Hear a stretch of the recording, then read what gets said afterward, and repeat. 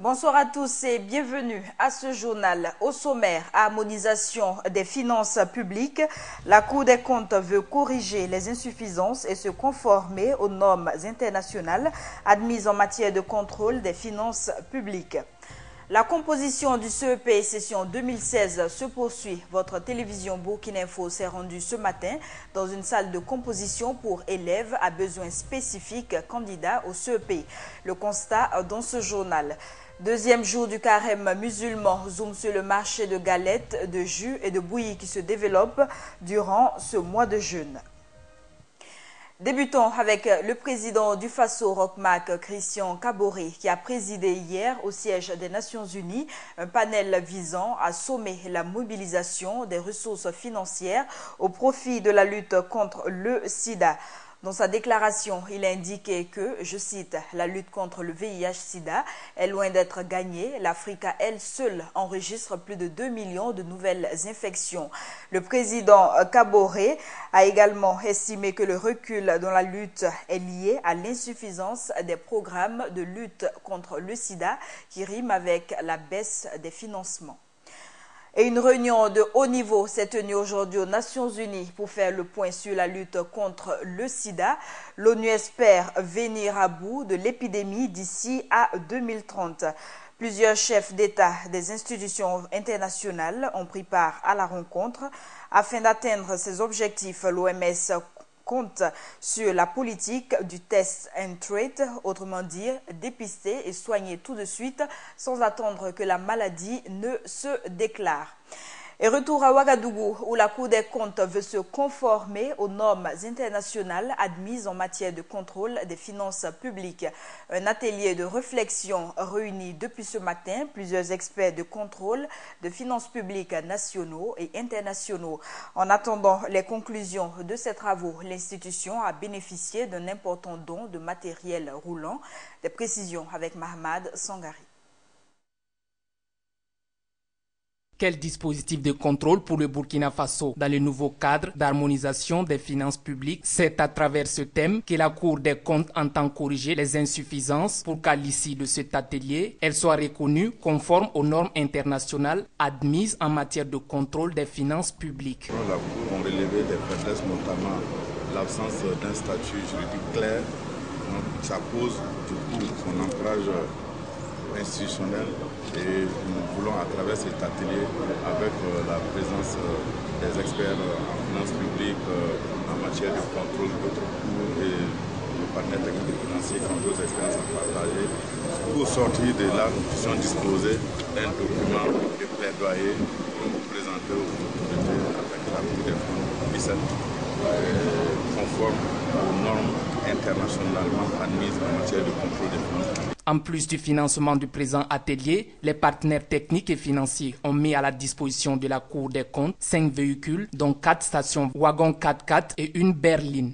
Nous avons ces moyens de déplacement, de transport, c'est pouvoir exécuter avec plus d'indépendance et de liberté les missions de contrôle. Vous savez que la mission première de la Cour des comptes, non seulement c'est de juger les comptes des comptables publics, mais surtout de contrôler la gestion. Et contrôler la gestion, ça veut dire qu'il faut aller vers le gestionnaire.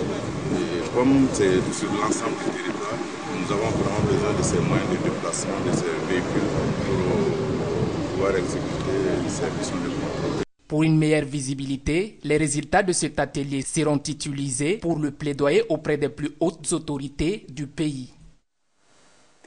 Dans le cadre du projet d'amélioration et de facilitation du commerce en Afrique de l'Ouest, un atelier technique se tient depuis hier au Ghana. Ce projet vise à supprimer les difficultés de transit sur les principaux corridors commerciaux de l'Afrique de l'Ouest. L'activité organisée par la CEDEAO et la Banque mondiale réunit plus de 40 participants venus de plusieurs pays, dont le Burkina Faso. Aux côtés des autres candidats ordinaires, les élèves à besoins spécifiques aussi passent l'examen du certificat d'études primaires. Ces candidats sourds et muets sont issus du groupe scolaire CEFIS. Selon le président du centre Cissé-Nord, tout se passe normalement depuis hier au début de l'examen. Le constat est de Cheikh Omar Bandaougou. Une salle de composition comme toutes les autres du certificat d'études primaires. Les candidats remplissent les feuilles de composition et composent les sujets qui leur sont soumis. Mais cette classe a une particularité. Les candidats qui y sont sourds et muets. Ici, on les appelle des élèves à besoins spécifiques, issus exclusivement du groupe scolaire CEFIS. Nous avons 11 garçons, 14 filles, dont ils sont au total 25. Donc nous avons cherché une salle spéciale pour eux, avec des maîtres qui sont formés en la matière, qui s'occupent d'eux. Donc ils composent au même titre que les candidats ordinaires, dans les différentes disciplines. Bon, seulement au niveau de la dictée, bon, ils ont une épreuve à part spéciale. Sinon pour les autres épreuves, ce sont les mêmes épreuves. Ils lisent, écrivent et passent toutes les épreuves jusqu'à la récitation, le chant et le sport. Les acteurs de l'éducation ne rencontrent donc aucune difficulté avec eux. Bon, apparemment, il n'y a pas de difficulté. Vous savez qu'au niveau même de l'école CEFIS, là, il y a des enfants ordinaires et puis les enfants à besoins spéciaux. Si bien qu'entre eux, les enfants, bon, que je peux appeler comme on dit ordinaires, communiquent à travers le langage de signes, avec les enfants à besoins spécifiques. Je m'appelle Sama Wentouin Berti Gaël, explique cette jeune fille de 16 ans. Elle dit avoir commencé l'école à l'âge de 8 ans et ne rencontre pas de difficultés particulières en classe. Elle affirme comprendre les cours dispensés en classe. Jugeant les épreuves du CEP passables, elle espère réussir à cette session du certificat. Autre actualité, la session 2016 des soutenances à l'Institut des sciences du sport et du développement humain, ex-INGEPS, s'est ouverte ce matin. Les étudiants programmés devront affronter le jury pour l'obtention du certificat d'aptitude au professorat d'éducation physique et sportive. Cheikh Omar Bandaogo. Je déclare ouverte la session de soutenance 2016 à l'Institut des sciences du sport et du développement humain. L'ouverture de cette série de soutenances vient par la même action clôturer la formation d'étudiants de cycle A de l'ex-Institut de la jeunesse, de l'éducation physique et des sports INGEPS. Et c'est le couronnement de 2 années pour certains étudiants et pour d'autres 3 années de dur labeur. La soutenance comme ultime étape de l'évaluation continue de la formation poursuit l'objectif essentiel de permettre la confirmation de l'authenticité du travail de l'étudiant, de vérifier le degré de maîtrise que l'étudiant a de son sujet, sa capacité à suivre une instruction à travers le respect du canevas de rédaction du mémoire. Des étudiants qui constituent la toute première promotion d'un institut dont la dénomination a changé. Un changement de dénomination qui confère à l'institut un nouveau statut. Notre institut amorce un tournant décisif de son histoire. En effet, le décret numéro 2015-16-18 du 28 décembre 2015 a transformé l'INGEPS en institut universitaire sous la dénomination de l'Institut des sciences du sport et du développement humain, ISSDH, et placé sous la double tutelle technique du ministère en charge de l'enseignement supérieur et du ministère des Sports et Loisirs, et rattaché à l'université Ouaga 1, professeur Joseph Kizerbo. Le vin ayant été tiré, il fallait le boire.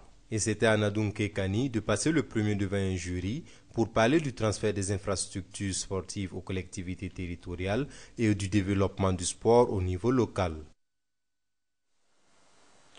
La présidente de la Haute Chambre du Parlement namibien, Margaret Nathalie Mensah Williams, s'est rendue hier sur le site de l'ancienne Assemblée nationale incendiée par les insurgés le 30 octobre 2014. Elle a salué le courage du peuple burkinabé qui a refusé le tripatouillage de sa constitution sur les ondes de la radio du Parlement. Le reportage de Doumadié Guel Rodrigue. Accompagnée par son homologue burkinabé Salif Diallo, la présidente du Conseil national de la Namibie, Margaret Mensah Williams, s'est rendue sur les ruines de l'ancienne Assemblée nationale pour constater les effets de l'insurrection populaire des 30 et 31 octobre 2014. Les députés, tous acquis, au moins, le régime en place. Donc, ils ont été logés, hébergés par le régime. Ils ont eu, en fait, ils ont été entretenus par le régime pour venir modifier la constitution. Au mépris de la volonté populaire. Donc ils ont passé la nuit à l'hôtel, aux frais de l'État. Ils ont bu du champagne, ils ont mangé. Et le matin, ils se sont rendus ici pour modifier la constitution. Et c'est là que le peuple est descendu pour attaquer l'Assemblée.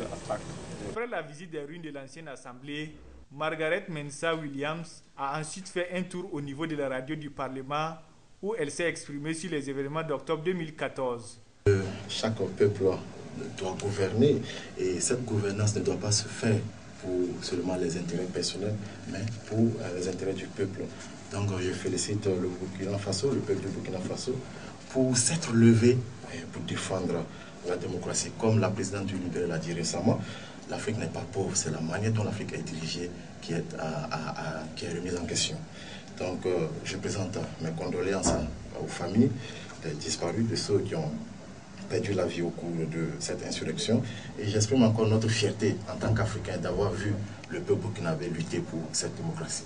En rappel, une partie du bâtiment de l'Assemblée nationale sera gardée pour en faire un musée de souvenirs. Et la suite de la série de visites de Margaret Mensah Williams, c'était à Koubri ce matin. Elle a échangé avec les femmes de l'association Rinogo, toutes transformatrices de poissons. Elles lui ont exposé leurs préoccupations. Suivant cet élément de Mahamad Sangari.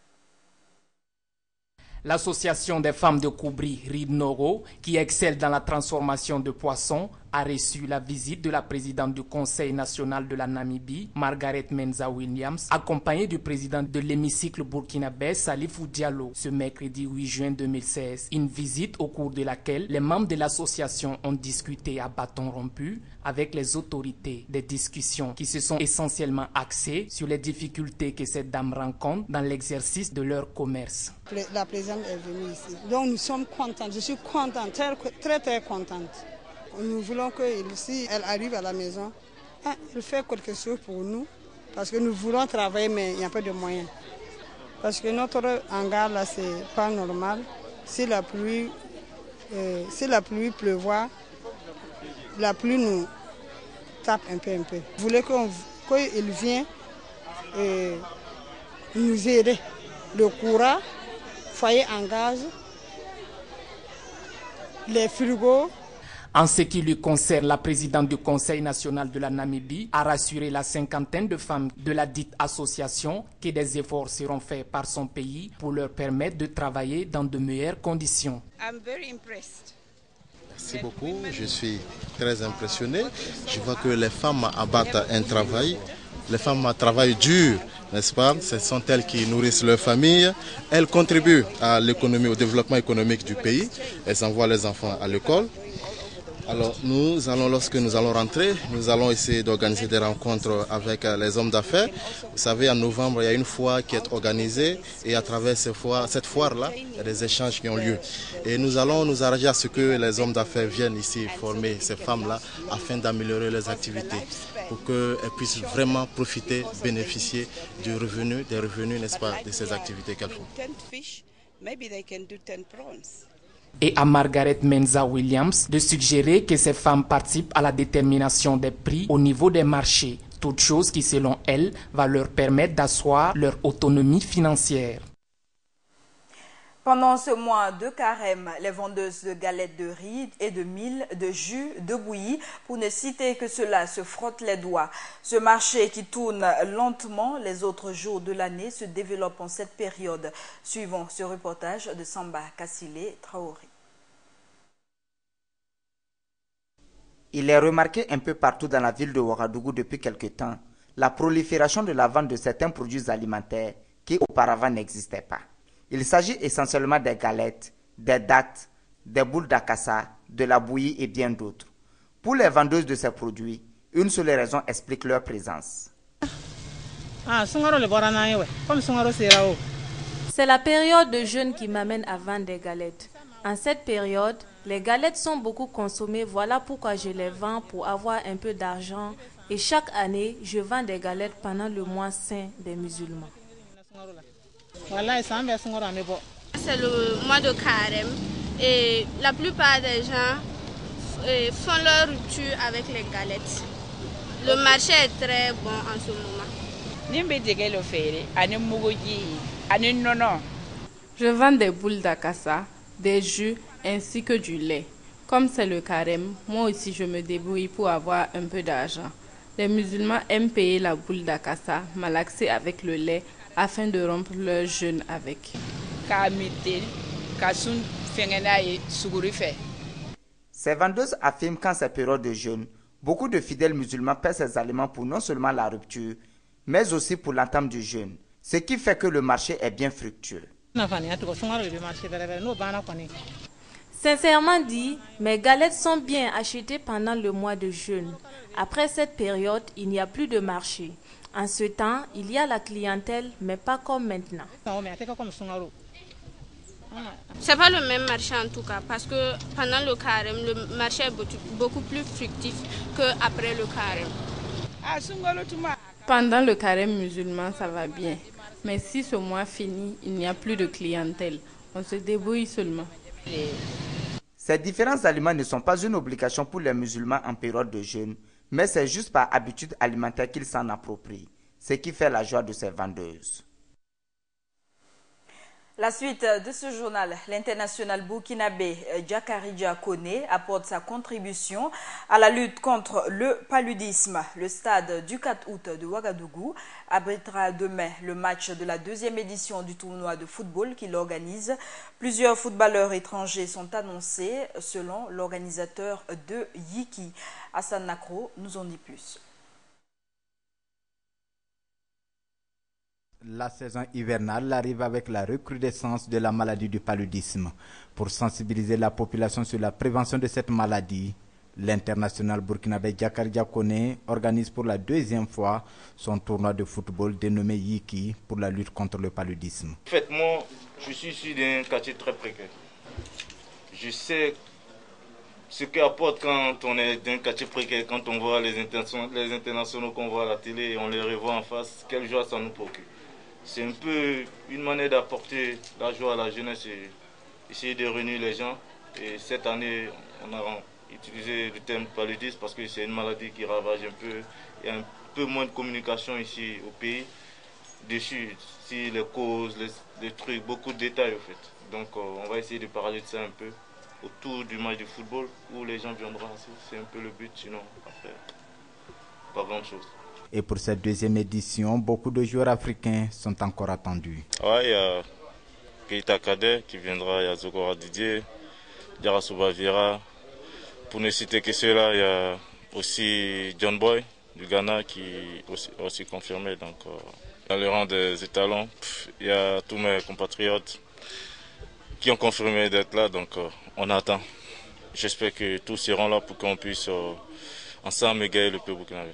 Soutenu par deux ministres, à savoir celui de la Santé, des Sports et Loisirs, le lancement de ce match de gala est prévu pour ce jeudi 9 juin 2016 au stade du 4 août à partir de 15 h. Au menu, des sketchs de sensibilisation sur l'utilisation des moustiquaires imprégnés, suivi du match de gala qui va opposer les joueurs africains invités aux étalons du Burkina. Parlons à présent de la CAN Gabon 2017. Le match Burkina Faso-Botswana prévu le 4 septembre prochain est décisif pour la qualification des étalons avec la prestation des joueurs de Paolo Duarte. Face aux îles Comores, plusieurs journalistes sportifs se montrent confiants. À l'opposé, quelques-uns restent sceptiques. Hassan Nakro a tendu son micro à ces derniers. L'équipe nationale de football pourra-t-elle décrocher son ticket de qualification pour la CAN Gabon 2017 le 4 septembre prochain face aux Zèbres du Botswana? Difficile de répondre car l'équipe nationale actuellement a égalité avec l'Ouganda 10 points plus 3 chacune. Mais pour certains acteurs du monde sportif, l'espoir est permis. Alors il faut dire qu'effectivement, quant à nous, nous sommes très optimistes quant à cette opposition, la dernière d'ailleurs, la 6e journée de ces éliminatoires. Pourquoi nous le disons, vous l'avez si bien dit aussi, c'est dû au fait que les étalons aient remporté l'opposition de la dernière fois aux Comores. Il faut dire que personnellement, on n'y croyait pas parce qu'il y avait beaucoup d'absences, beaucoup de cadres donc titulaires de cette équipe des étalons qui n'étaient pas présents. Heureusement, le collectif a pris le dessus. Moi, je pense que les étalons sont déjà qualifiés.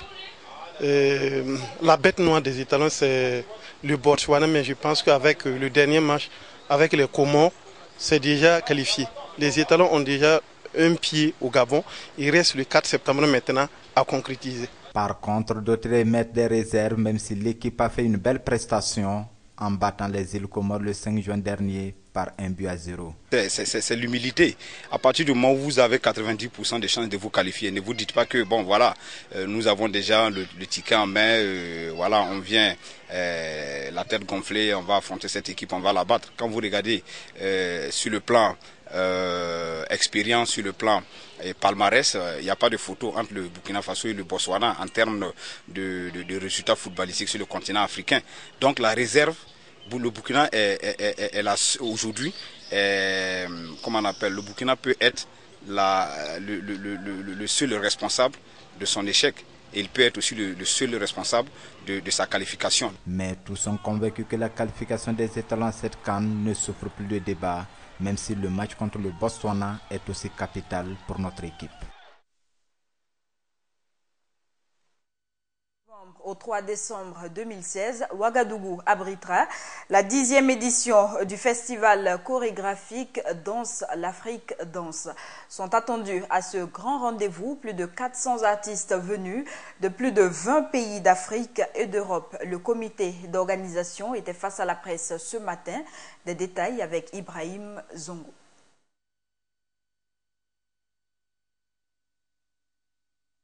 Le Burkina Faso accueillera du 26 novembre au 3 décembre 2016 la 10e édition du festival chorégraphique Danse l'Afrique Danse. L'information a été donnée ce mercredi 8 juin 2016 au cours d'une conférence de presse par le comité d'organisation. D'emblée, la coordinatrice de l'événement donne l'historique de ce festival. Le festival Danse l'Afrique Danse, lancé en 1995 à Luanda, est aujourd'hui organisé tous les 3 ans. Il s'est imposé comme incontournable sur le continent africain. Il a bénéficié d'un succès croissant auprès des professionnels de la danse et du grand public et jouit désormais d'une forte visibilité internationale, notamment médiatique. C'est en effet un espace de rencontre des programmateurs et professionnels de la danse du monde entier qui débouche sur de nombreux projets. Au programme de ce rendez-vous continental, plusieurs spectacles chorégraphiques. Il s'agit, entre autres, spectacles professionnels et amateurs, actions populaires destinées au grand public, tables rondes et conférences, expositions photographiques, projections de films et documentaires sur les processus de création, rencontres, débats avec les équipes artistiques des spectacles à l'affiche, masterclass avec les chorégraphes invités, résidences de création et ateliers de formation. Cette triennale connaîtra plus d'une centaine de représentations chorégraphiques, dont la reprise par de jeunes chorégraphes de pièces qui ont marqué l'histoire de Danse l'Afrique Danse. Et plus de 400 artistes, administrateurs, techniciens et professionnels de plus de 20 pays sont attendus à Ouagadougou. Hors de chez nous, la grande réunion de l'opposition congolaise autour d'Étienne Tshisekedi, le président de l'UDPS, pour un départ du président Joseph Kabila à la fin de son mandat s'est tenue aujourd'hui à Bruxelles. Plusieurs ténors de l'opposition ainsi que de la société civile devaient y prendre part. Le but affiché de cette rencontre est de fédérer les forces acquises au changement et de demander le départ du président Joseph Kabila au terme de son mandat. Hillary Clinton, l'épouse de Bill Clinton, est depuis hier la première femme à briguer la magistrature suprême aux États-Unis. Hillary Clinton a annoncé sa victoire aux primaires de son camp après son succès dans le New Jersey et au Nouveau-Mexique lors d'un ultime Super Tuesday. Elle a également remporté la Californie haut la main. Et c'est la fin de ce journal. Merci à tous de l'avoir suivi. Excellente suite des programmes de Burkina Info.